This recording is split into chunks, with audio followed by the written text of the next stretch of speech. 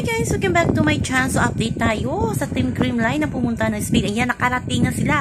At agad-agad gumala ang Team Creamline. Ayan, makikita niyo dyan. Siguro naglagay lang yan ng kanilang mga bagay sa hotel. At agad-agad talaga na sinimulan na nila ang paggala kasama ang kanilang buong pamilya na Team Creamline. So, ang hindi lang nakasama ay si Julia Morado or si Gia Morado.